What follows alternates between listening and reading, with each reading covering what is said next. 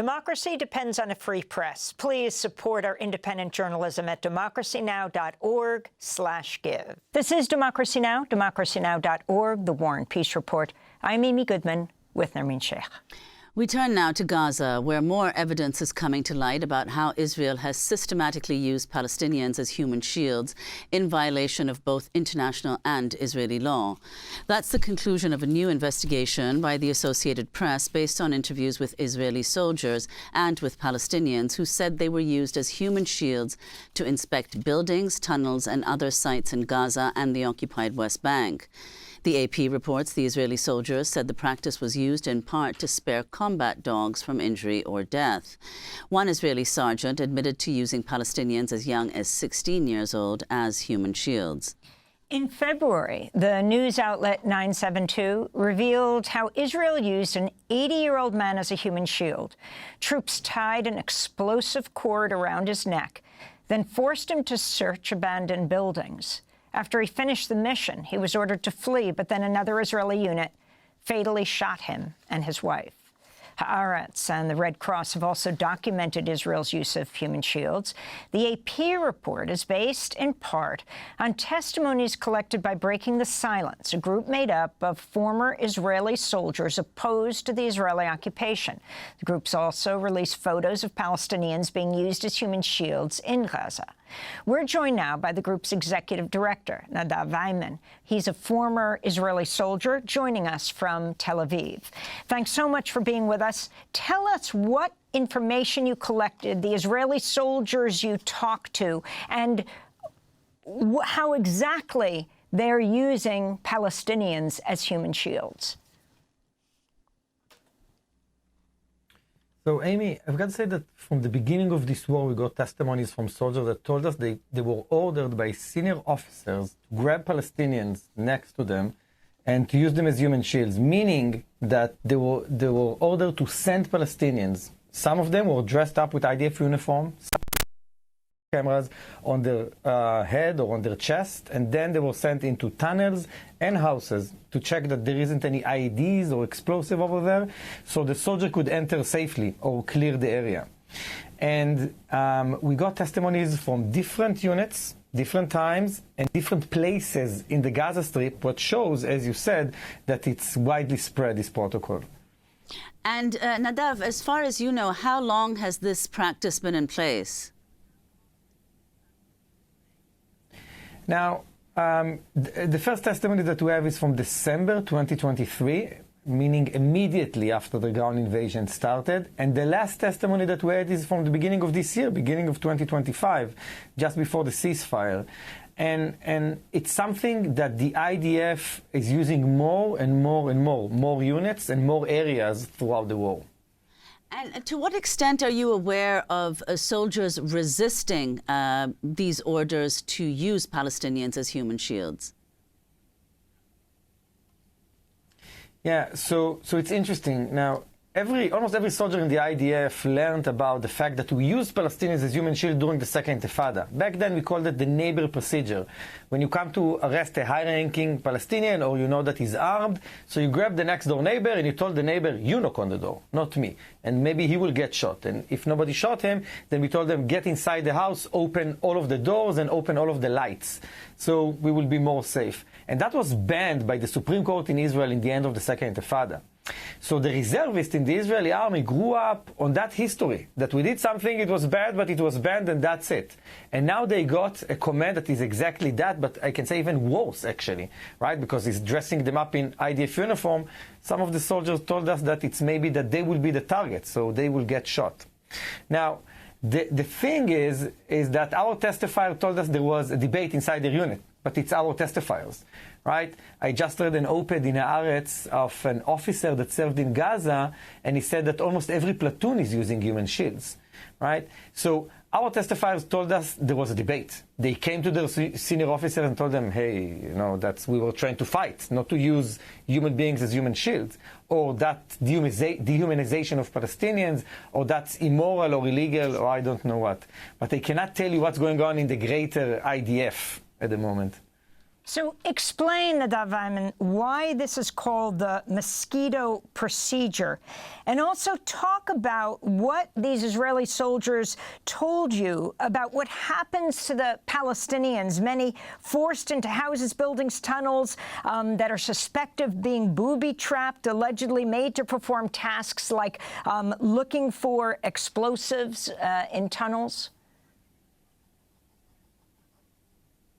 Yeah, so first of all, a lot of things that the IDF has names for, I don't know the reason, but I can say that mosquito, it's like it's a bug that flies in the air and like you can kill it, who cares about it? And that was the relationship a lot of times between the soldiers and those Palestinian individuals that were used. And that's the word, they were used, right? We have a testifier that called them a sub-army of slaves. Now, the protocol is quite simple. You need that individual with you for a period of time, 2 days, 3 days, a week, 3 weeks. So it means that only when he's scanning a tunnel or a house or an alley, so he doesn't have handcuffs or a blindfold. The rest of the time, when he's with you inside the house, you need to feed him, you need to take him to the bathroom, but he's also handcuffed and blindfolded, so you need to help him. In some units, there were the mosquitoes inside the house were used to clean the house where the soldier stayed. So it's not only, don't only think about that time in the tunnel when they need to endanger their life, think about the rest of the time, the majority of the day, that they were living with the soldiers inside the house. But again, eventually, they were supposed to be released. So it's, again, I'm quoting that soldier, a sub-army of slaves. And Nadav, could you talk about the context in which this news has been coming out, where there's mounting anger against Netanyahu, protests all across the country yesterday for refusing to agree to a deal that would guarantee the release of Israeli hostages in Gaza? If you could explain what the mood is in Israel, the repeated calls for Netanyahu to step down. You've said that he's acting like a dictator. Yeah, so from the very beginning of this war, we and other human rights organizations, we called for a deal to release our hostages, ceasefire, and enter humanitarian aid into Gaza. Now, at the beginning, we were a minority at the protest. But as this war, it's hard for me to call it a war because as a soldier, they told me that the war, it's two armies fighting one another. So is this intensive operation in Gaza went so long, and we killed so many civilians, and we lost so many of our soldiers, and also some of our hostages. More and more Israelis are resisting this war. And if you look at polls in Israel at the moment, you can see that the majority of Israelis, meaning even Bibi's voters, I believe, are against the continuance of this war and pro-hostage deal and pro-ending this war. And you can see the atmosphere on the streets. What happened yesterday, it was the 600th day of this operation, or since October 7th, and we saw a lot of anger. Protesters in Tel Aviv took over the headquarters of the Likud party in Tel Aviv for a couple of hours, right? And they put signs. They said it's the embassy of Qatar because of the allegation that Qatar paid for the close advisors of Bibi to support them more than anything else. But I can say that what changed is in the mid-March, when we returned fighting in Gaza, when we continued bombing in Gaza, and we broke the ceasefire, and we stopped releasing our hostages, the majority of the audience in Israel understood that this is a war to protect Bibi's seat and Bibi's government, not to release our hostages, not to fight Hamas, and not to defend our borders. Because if that was the case, we will go to a hostage deal like Witkoff helped us achieve in the minute Trump stepped into office. Now, what we saw yesterday is more and more Israelis understanding that we are being lied to, that our soldiers are sent to die and to be killed for themselves without any good reason, without releasing our hostages or ending this war. I wanted to turn for a last example to the occupied West Bank, Israel admitting to strapping a wounded Palestinian man to the hood of an Israeli military vehicle during a raid on Jenin. Relatives and neighbors of the man, Mujahed Azmi, said Israeli soldiers used him as a human shield instead of allowing him to get medical care after he'd been shot. This is 13-year-old Al Azmi speaking last year. We told them we want an ambulance for the wounded person in the room, so the army told us to bring him to them. We got him outside, and for about an hour or half an hour, we kept asking for an ambulance. Then we called one.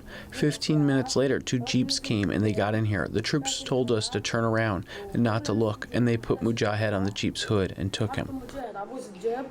After a video of the incident went viral, the Israeli military released a statement claiming the action was, quote, in violation of orders and standard operating procedures. Nadav Weiman, if you can talk about how Israel is responding now to this latest news of this much more widespread use of exactly this kind of example. Now, first of all, I've got to say that IDF spokesperson, a lot of times when they are confronted with something bad that soldiers did that are against regulation, they said, it's against regulation, we will educate the soldiers, a mistake, and that's it. No investigation, no nothing.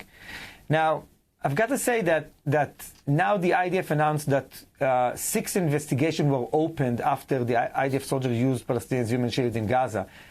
And it's a joke. Right? Because we have so many more incidents, and even Yaniv Kobovich from Haaretz newspapers published a couple of months ago that Herzi Halevi, then Commander-in-Chief of the IDF, was sitting in the meeting room while the Mosquito Protocol was discussed, meaning that everybody knew. Now, I've got to say that connects to something a lot bigger in the Israeli society, and that's dehumanization of Palestinians. Right? Since October 7th, it's even on steroids. Right? We have government members that openly talking about genocide. Right? When the head of the Labour Party, Yair Golan, last week said that the right-wing politician likes to kill Palestinian kids and babies, he was called as a traitor by our government. You know, we have ministers saying there isn't any innocent in Gaza, that all of the Palestinians are assisting terror or terrorists by themselves. And that seeps down into the IDF, into commands that soldiers are getting. And if you connect that with the fact that we have more and more soldier officers and commanders in the IDF that comes from the religious right wing or from the settler movement and believe that maybe it's a holy war, not a war of defending ourselves, you can understand why you have such a huge amount of those kind of incidents. Dehumanization of Palestinians in Israel became something so common that it also leads to these kind of practices inside the IDF. Nadav Weiman, I want to thank you for being with us, Executive Director of Breaking the Silence, a whistleblower group of former Israeli soldiers. Democracy Now! Is funded by viewers like you. Please give today at democracynow.org/give.